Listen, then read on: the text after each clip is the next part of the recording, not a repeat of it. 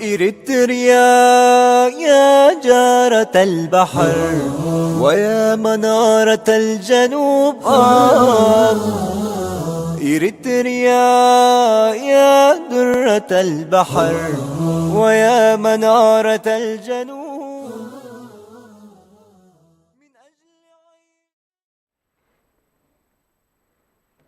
هنا في برنامج قضايا إريترية نسعى دائما إلى إيضاح الصورة لكم وإلى تناول القضايا التي تهمكم أو تشكل عليكم، فما نحن إلا مجتمع واحد يرتقي بالعلم ويزهو بأهله، وعلى الهدى لمن استهدى أدلاء. السادة المتابعين في كل مكان، سلام الله عليكم ورحمته وبركاته، وأهلا ومرحبا بكم في حلقة جديدة من حلقات برنامج قضايا إريترية، حيث صوتكم مسموع ورؤية النخب رشيدة. باسمكم جميعا أرحب بضيفي لهذا اليوم فضيلة البروفيسور جلال الدين محمد صالح. أهلا وسهلا بكم. وعليكم السلام ورحمة الله تعالى وبركاته. الأخ عبد الرحمن، حياك الله. مرحبا بك. وعبر برنامجك أرحب بالأخوة المشاهدين، سائلا لهم حسن الاستمتاع بما يجدون من مادة علمية أرجو أن تكون مفيدة. شاكرين لكم. لازلنا وإياكم السادة المتابعين في كل مكان في سلسلة حلقات وجعلناكم أمة وسطا، وقد تقدم بنا الحديث عن العلمانية في حلقتين مطولتين نرجو أن نكون قد أجبنا فيها على أسئلتكم كافة. وللمداخلات والاستفسارات تظهر أمامكم الآن الأرقام للتواصل معنا، وكذلك عبر صفحتنا على الفيسبوك على شبكة سلام الإعلامية. للدخول في صلب موضوعنا لهذا اليوم فضيلة البروفيسور، حديثنا اليوم عن مفهوم متشعب وله جوانب عديدة وأبعاد مختلفة، لكن دعني في البداية أسأل بكل وضوح عن الليبرالية، موضوعنا لهذا اليوم. ما هو تعريف الليبرالية من وجهة نظركم؟ أهلا وسهلا بك ثانية. وعندما نتحدث عن الليبرالية فإننا يجب أن نعود إلى التاريخ القديم، إلى القرن الخامس قبل الميلاد، إلى أثينا حيث كانت الفلسفة اليونانية.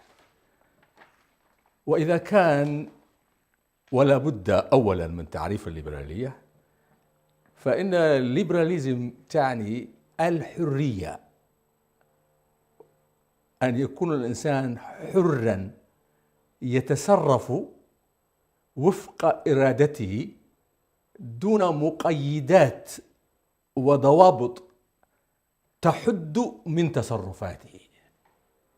فهو ليبرالي في كل سلوكياته الشخصية، في علاقاته الاجتماعية، حتى مع رغباته الذاتية، وفي علاقاته الأسرية، حتى مع زوجته، وحتى مع آبائه وأبنائه وإخوانه. هو لا ينضبط بقيودات تحد من تصرفاته وإرادته، وإن كان ولا بد فهي قيودات دائما تعمل الليبرالية على التحرر منها.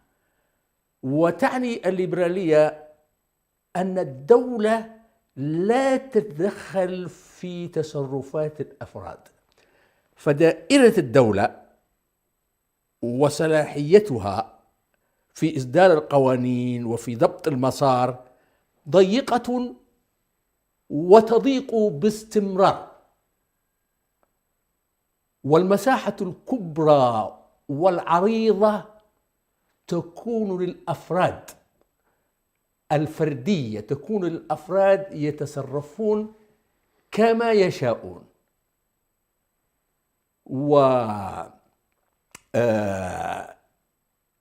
أصلاتك تأمرك، يعني شعيب قالوا له يعني هل صلاتك تنهاك أن نفعل في أموالنا كما نشاء.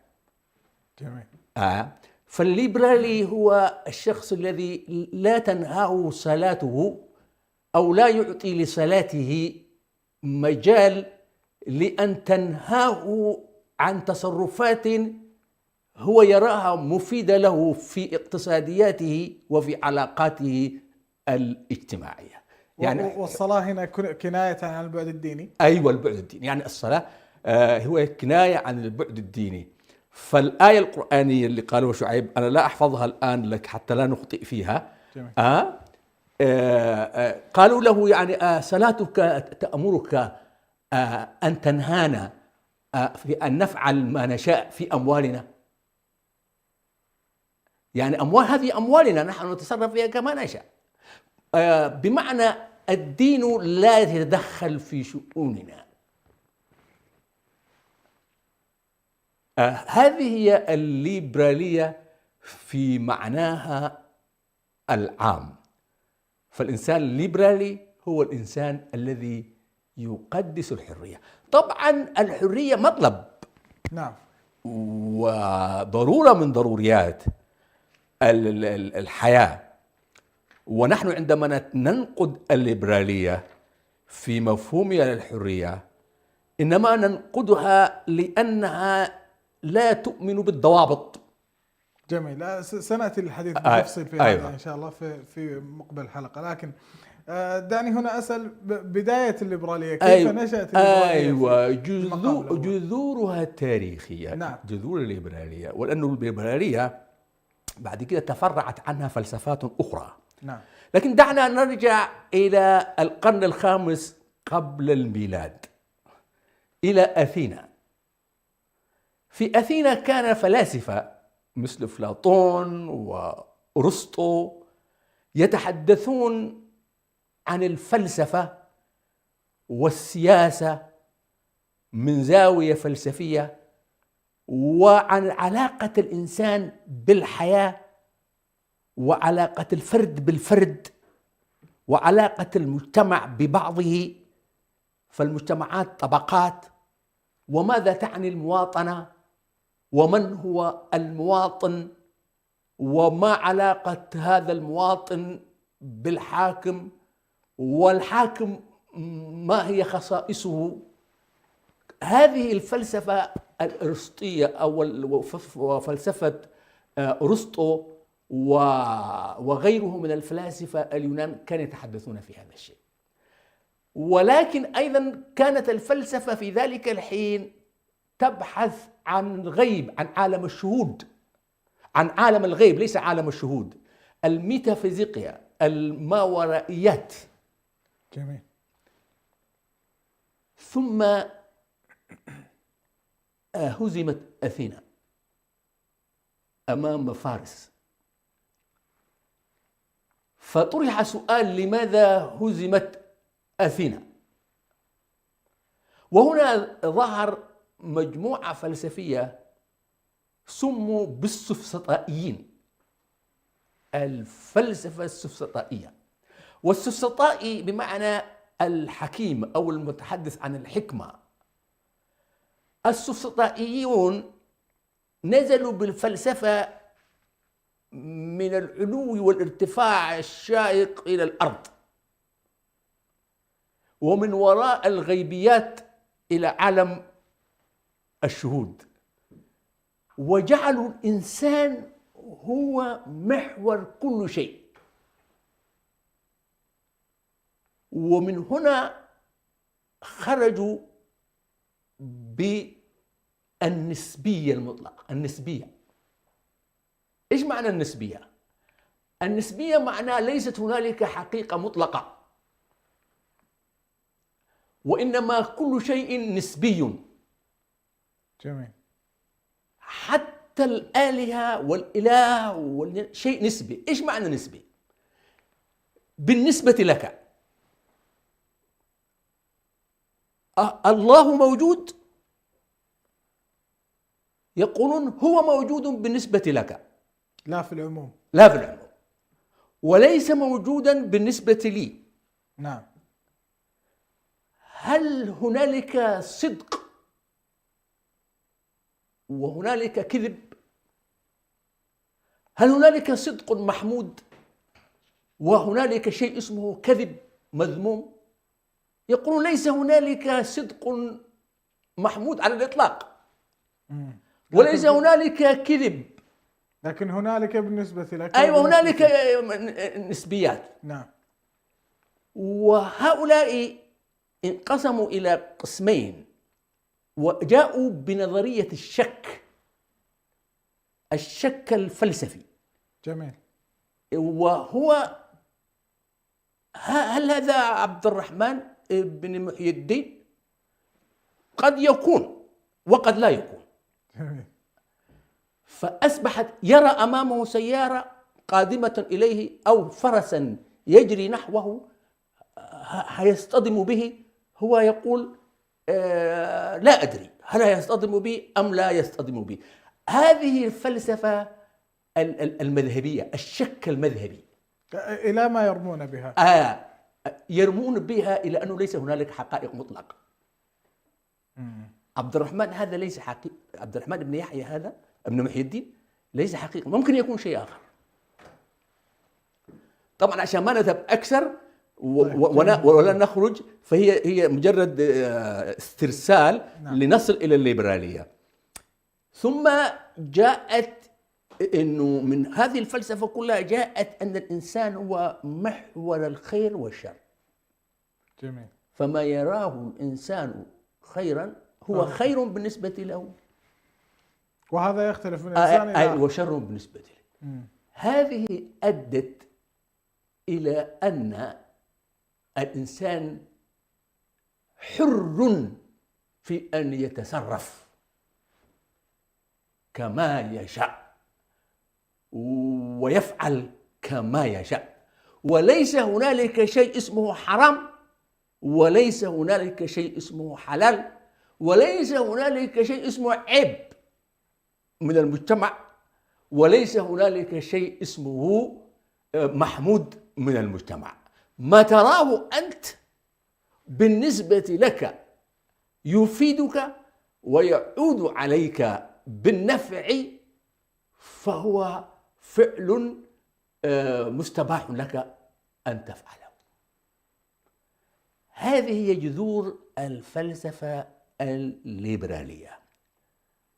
ثم تطورت بعد ذلك هي أيضا، ولهذا الرأسمالية لما جاءت في الاقتصاد قالت دعه يمر دعه يفعل. دعه يمر دعه يفعل، يعني يفعل كما يشاء، لا تقيده. وجاءت الرأسمالية وقالوا أن سعادة المجتمع في سعادة الفرد،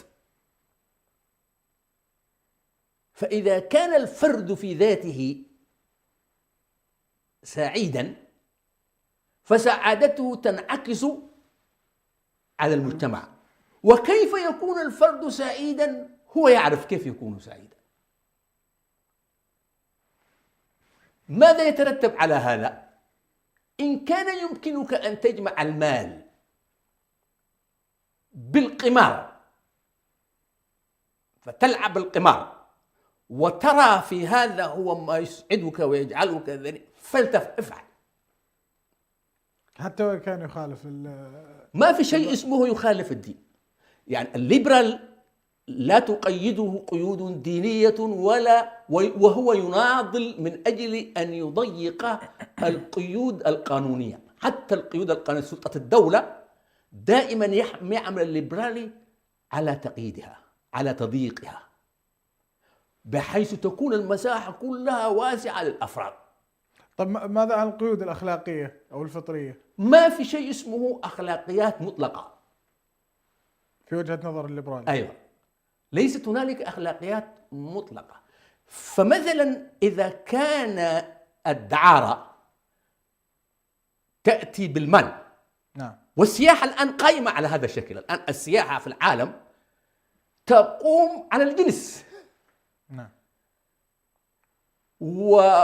والدولة تأخذ عائد ضريبي من هذا العمل، وتستقطب السواح. فإذا كان ولهذا نشأ الرق الأبيض في شركات تصدر الفتيات، ويسمونه بائعة الهوى، يعني يدخلون فيها البيع. أحل الله البيع وحرم الربا. نعم. أيوة.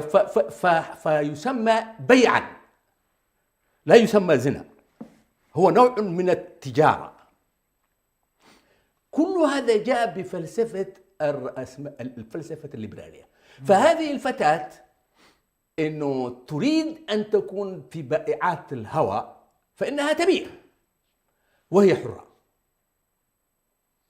وهكذا ترى سعادتها، ولا يقيدها في هذا الشيء، ولا يقيدهم فيها. فالليبرالية في فحواها كله تعود إلى هذا في الجانب الأخلاقي والجانب السلوكي والاقتصاد والدعاية الإعلانية. الآن الإعلانات والإعلام، أنت ترى لوحات يأتون بفتيات جميلات وهن عرايا، ومثلا تجد صابون لوكس، نعم، تجد بجنبه فتاة. ما علاقة الصابون بهذه الفتاة؟ نعم. هو عامل جنسي، يعني عامل إنه المرأة هذه يعني جسدها يوظف في الجانب الاقتصادي. نعم. هي مقابل هذا الإعلان يجيها عائد. تسألني هل يجوز هذا شرعا؟ هل يجوز هذا؟ هل المجتمع يقبله؟ ليس في الليبرالية شيء اسمه يجوز أو لا يجوز. الكازينوهات الليلية هكذا. السيارة تباع، ولكن عندما يعمل الدعاية تأتي فتاة في منتهى الجمال وتلصق جسمها بالسيارة. تسأل ما العلاقة بين هذا الحديد الصلب وبين هذه الفتاة الناعمة والجميلة؟ أقول لك إنها الليبرالية. وهكذا هي الليبرالية، هي مفهوم يدخل في الاقتصاد، يدخل في السلوكيات الأخلاقية. ولما يقول لك فلان أنا الليبرالي، بمعنى منفتح، لا تقيدني قيود الدين ولا قيود العيب. جميل. هذه هي فتعود في جذورها إلى أثينا، إلى الفلسفة السفسطائية التي جعلت الأمور نسبية، وليست هنالك حقائق مطلقة، وليست هنالك أخلاقيات مطلقة كالصدق أو الكذب. لأنه يقول لك الصدق إذا أدى بك إلى ما يضرك فلا داعي له، والكذب إذا أدى بك إلى ما ينفعك ويحقق مصالحك فليكن. ولهذا الولايات المتحدة الأمريكية لما أردت أن تضرب العراق كذبت على المجتمع الدولي وقالت عنده سلاح نووي، والعراق ليس له سلاح نووي، والأمريكان يعرفون ذلك. جميل. ووزير الدفاع خطب في هيئة الأمم المتحدة في المجتمع الدولي وأقنعهم، يريد أن يقنعهم بأن العراق يمتلك أسلحة مدمرة، وهو يعرف أنه لا يمتلك أسلحة مدمرة، ولكن السياسة تقاضي ذلك. جميل. طيب.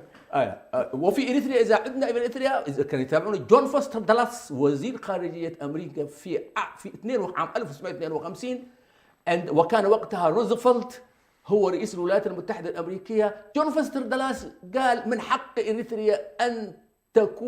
الإريتريين أن تكون لهم دولة مستقلة عن إثيوبيا، ولكن مصالحنا تقتضي أن تضم إريتريا إلى إثيوبيا.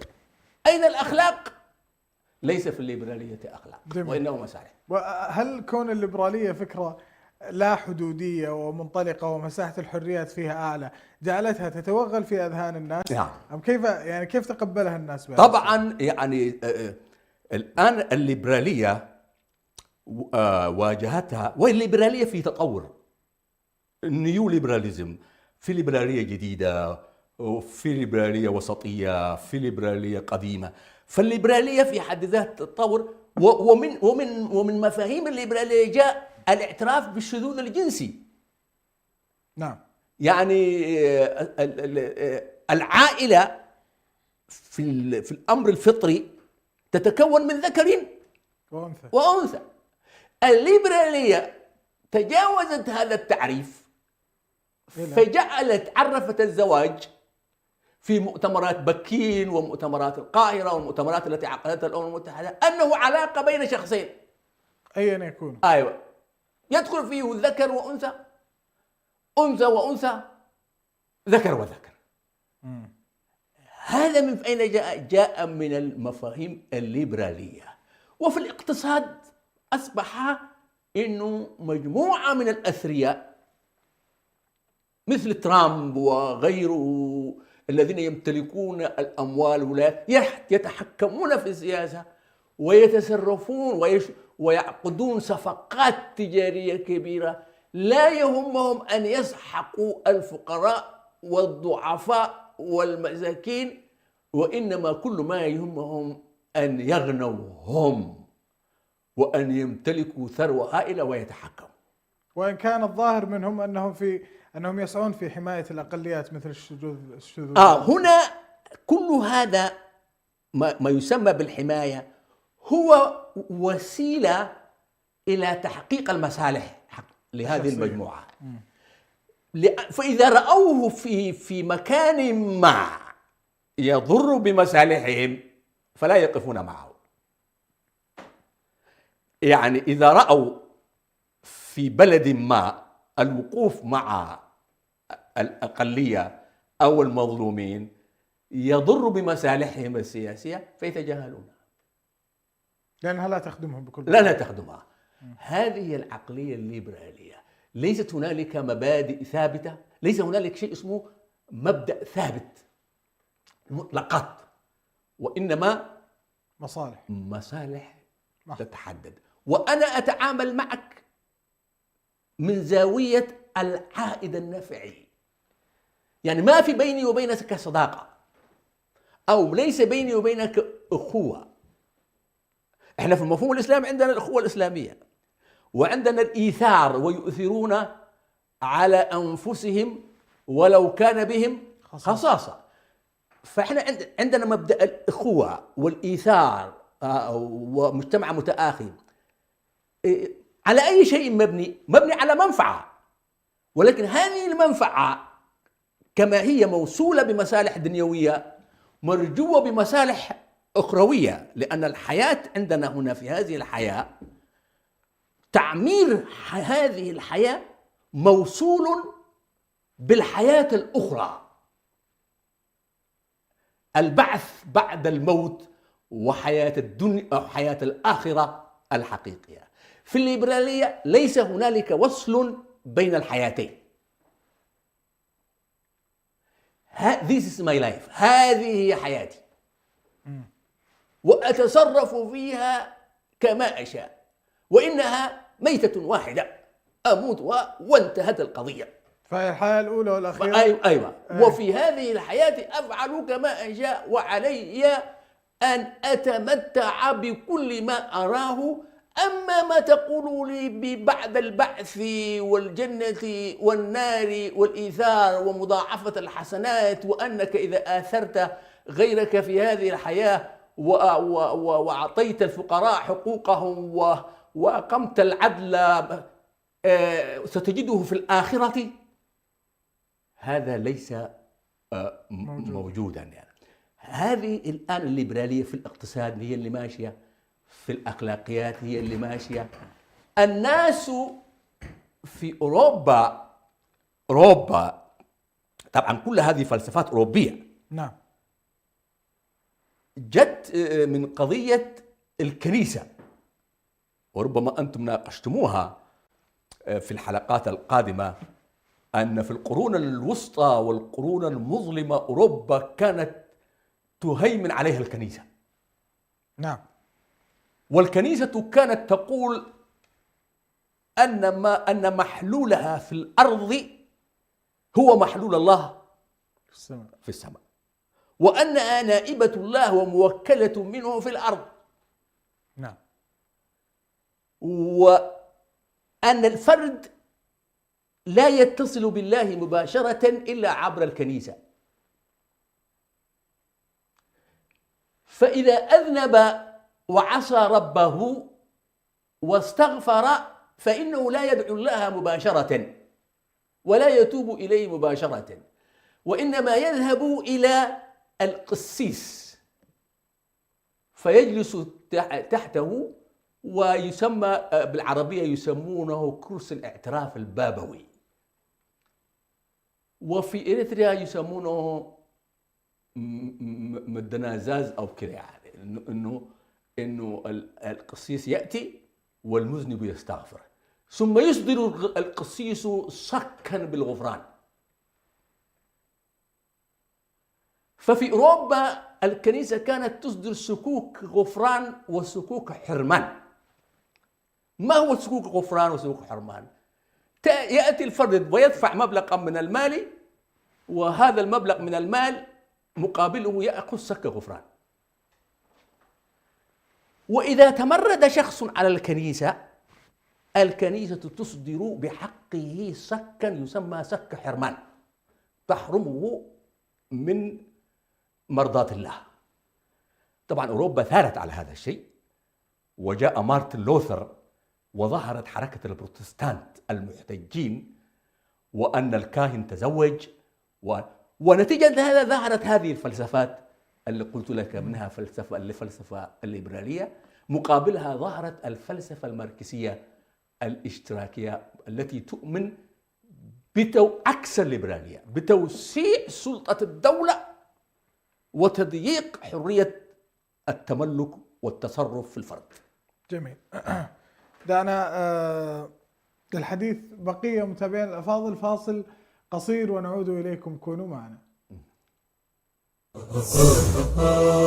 إريتريا يا جارة البحر ويا منارة الجنوب، إريتريا يا درة البحر ويا منارة الجنوب.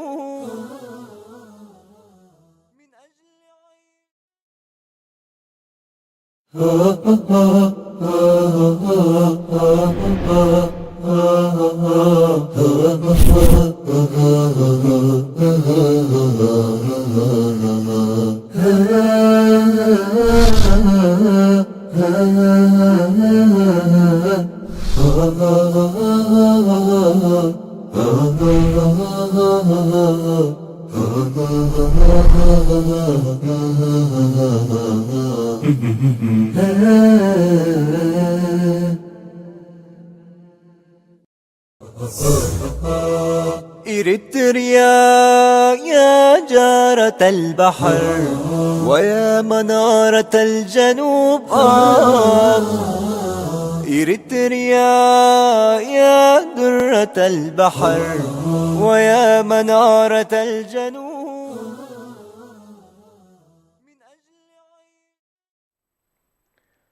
عدنا لكم أيها السادة المشاهدون بعد هذا الفاصل القصير. نذكركم أننا في صدد استقبال أسئلتكم واستفساراتكم ومشاركاتكم عبر الأرقام الظاهرة أمامكم في الشاشة أو عبر صفحتنا على الفيسبوك على شبكة سلام الإعلامية. شيخنا، بعد ما تكلمنا بإسهاب وعرفنا وفصلنا الليبرالية، دعنا نتكلم الآن بشكل مفصل عن التوجه الإسلامي تجاه الليبرالية. الإسلام جاء بالحريات. جميل. وأن الإنسان في أصله حر، وحتى إيمانه يأتي بحريته، لا إكراه في الدين. من شاء فليؤمن ومن شاء فليكفر، لست عليهم بمسيطر. إنما أنت مبلغ، نعم. ما عليك إلا البلاغ المبين. فالإسلام يعطي للفرد حريته. وهنا فلسفة: هل الإنسان خلق مسيرا أم خلق مخيرا؟ الإنسان خلق مخيرا، ولكن تخييره هذا هو بإرادة الله. الله أعطاه هذا التخيير فجعل له، هداه النجدين، طريق الخير وطريق الشر، وجعل فيه إرادة الخير وجعل فيه إرادة الشر. جميل. فهو يختلف عن الملائكة، لأن الملائكة مطبوعة على إرادة الخير، وهو يختلف عن الشيطان نعم. والشياطين، لأن الشياطين مطبوعة على الشر. فهو مخير بإرادة الله. أي فهو مخير. ولهذا قالوا الإنسان أفضل من الملائكة، لأن الإنسان هو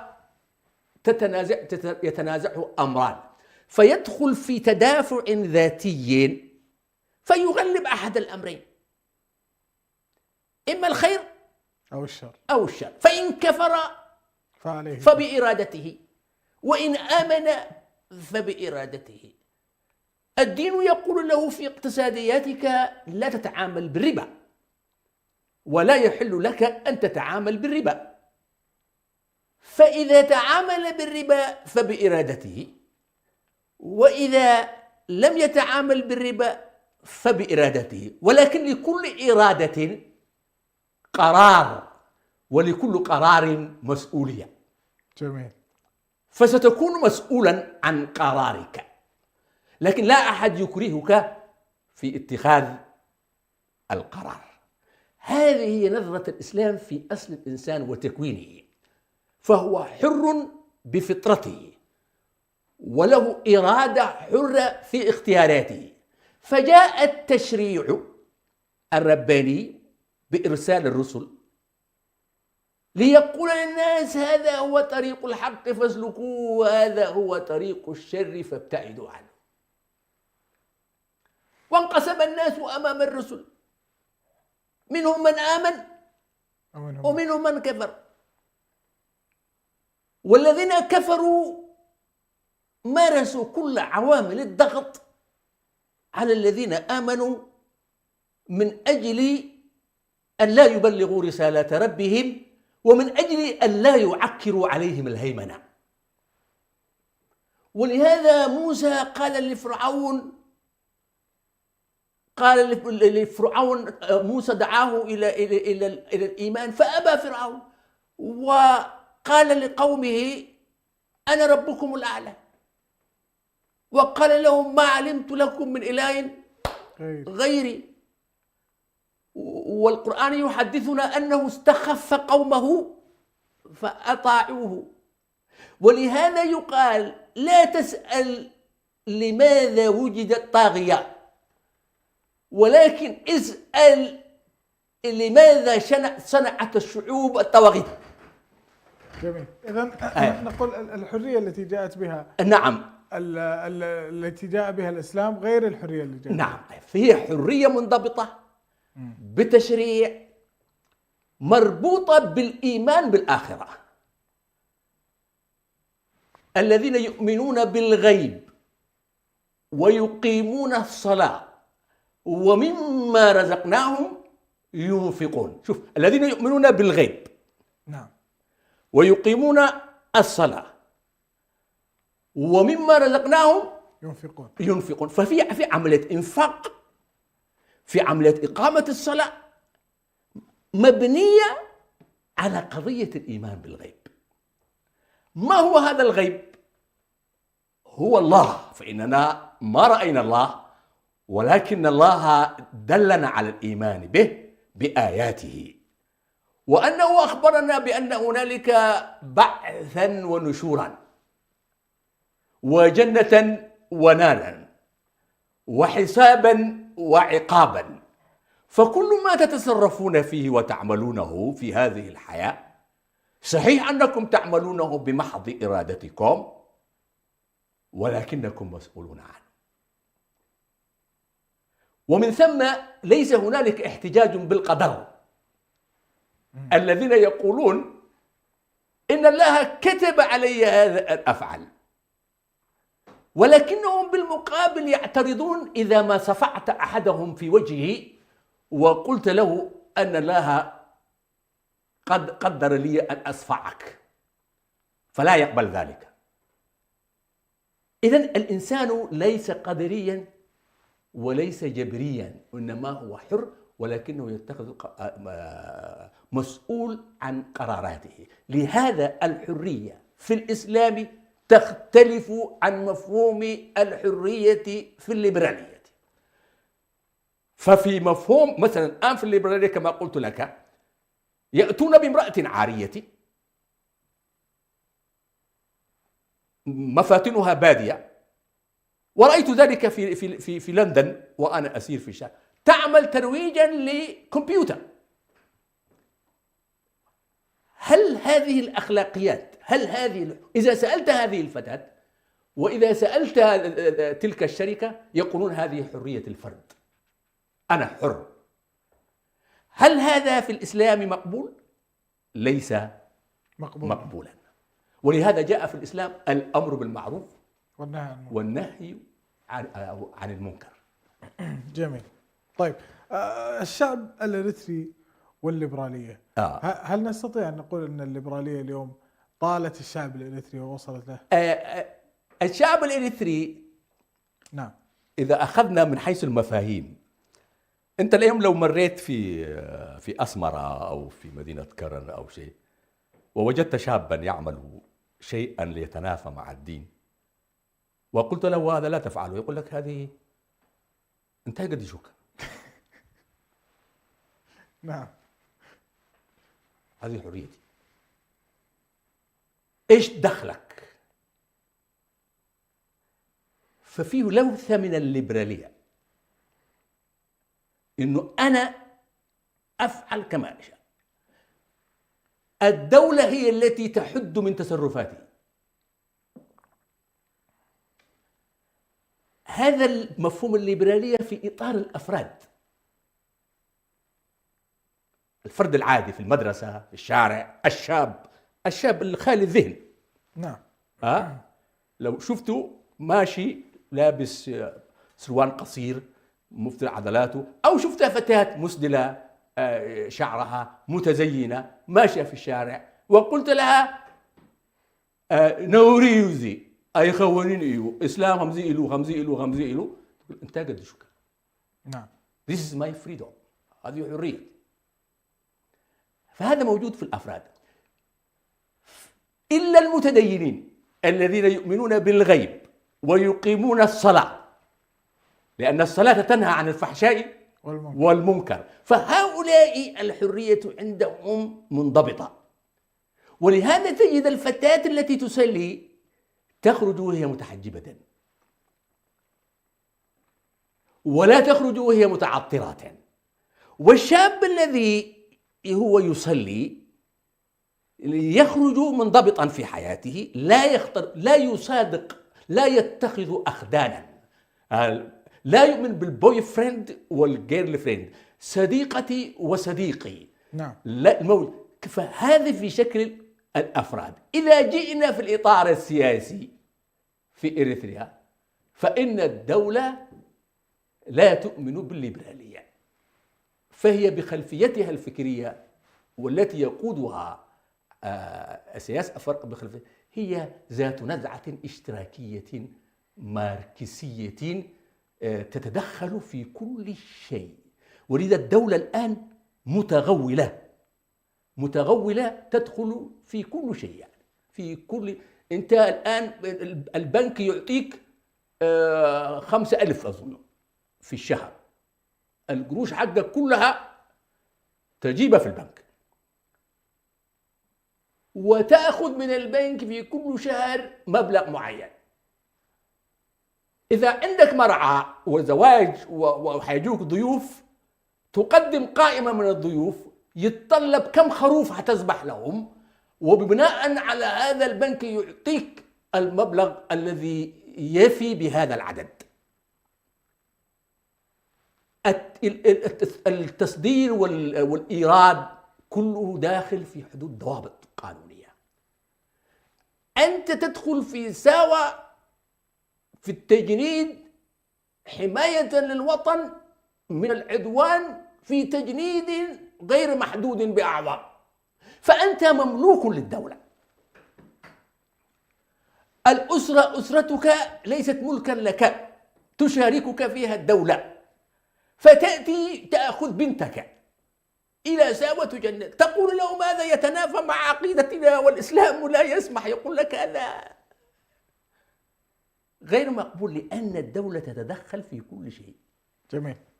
في المدرسة لا تلبس الحجاب، البنت لا تلبس الحجاب، هذه فلسفتنا. لكن على صعيد الأفراد، هل وصلتهم الليبرالية بمفهومها التام الغير؟ هي وصلتهم ويمارسونها، منهم على علم بها ومنهم على جهل، يمارسونها ولا يعرفونها، ولا يعرفون أنهم يمارسون الليبرالية. جميل. ولهذا هم إذا قلت لهم الله يأمركم فيتضايقون من هذا الشيء. صلى الله عليكم فضيلة البروفيسور. بارك الله فيك. للحديث بقية متابعينا الأفاضل في كل مكان، ترقبونا في نفس الموعد من كل أسبوع. باسمكم جميعا نشكر البروفيسور جلال الدين محمد صالح على ما قدم ووفاة. شاكرين لكم. شكرا لك الأخ عبد الرحمن، وشكرا للإخوة المتابعين في داخل إريتريا وخارج إريتريا، على أمل أن نلتقيهم مرة ثانية في موعد آخر بإذن الله. متابعينا الأفاضل، شاكرين لكم حسن الاستماع والمتابعة. إلى حلقات قادمة، دمتم بود. إريتريا يا جارة البحر ويا منارة الجنوب، إريتريا يا درة البحر ويا منارة الجنوب.